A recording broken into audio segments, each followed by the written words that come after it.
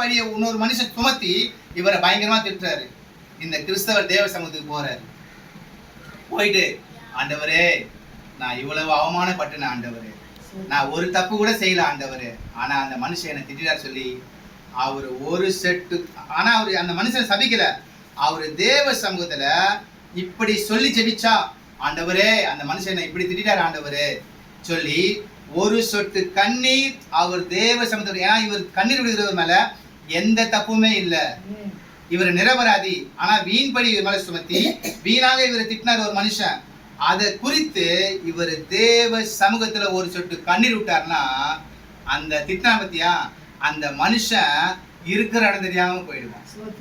இதுதான் நல்ல கவனங்களுமா, இதுதான் நியாயமான கண்ணீர். அல்லேலூயா. கர்த்தருக்குள் பிரியமான தேவஜனமே, உன்னுடைய கண்ணீர் நியாயமான கண்ணீரா இருந்தா பரலோகத்துக்கு போகும். உன்னுடைய கண்ணீர் அநியாயமான கண்ணீரா இருந்தா குப்பை தொட்டிக்கு போகும். இப்ப நீங்க முடிவு பண்ணுங்க, உங்க கண்ணீர் நியாயமான கண்ணீரா இருக்கிறதா அநியாயமான கண்ணீரா இருக்கிறதுன்னு சொல்லி நீங்க சிந்தித்து பாருங்க. ஒரு அல்லேலூயா சொல்லுவோமே, சத்தமா சொல்லுவோமே, அல்லேலூயா. ரெண்டாவதுங்க, எப்பவுமே மற்றவர்களுடைய கண்ணீருக்கு நம்ம ஆளாக கூடாது. மற்றவர்கள் உன்னால உன் நிமித்தம் மற்றவர்கள் கண்ணீர் சிந்துவதற்கு நாம காரணமா இருக்க கூடாது. அல்லேலூயா.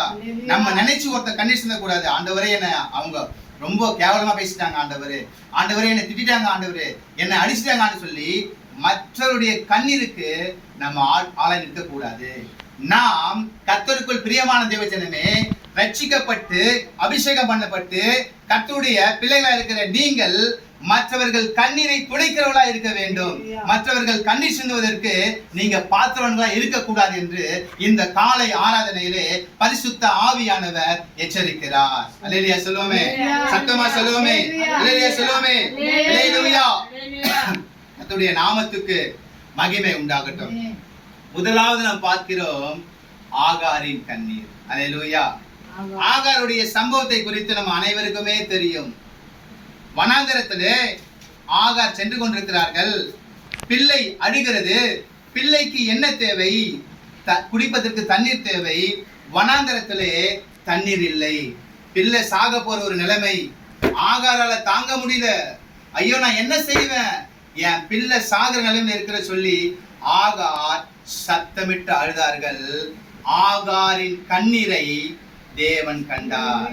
சொல்லுவோமே, ஆகாருடைய கண்ணீரினால் பிள்ளைக்கு தேவன் அங்க ஒரு வனாந்தரத்துல ஒரு நீரூற்றை உண்டாக்கினார். அந்த நீரூற்றிலிருந்து தண்ணீர் வந்தது. அந்த தண்ணீரை பிள்ளைக்கு கொடுத்தால் பிள்ளை பிழைத்துக் கொண்டது. அல்லேலூயா. ஆகாரின் கண்ணீர் பிள்ளையின் தேவையை சந்தித்தது. ஆகாரின் கண்ணீர் சாக போகிற பிள்ளைக்கு உயிரை கொடுத்தது.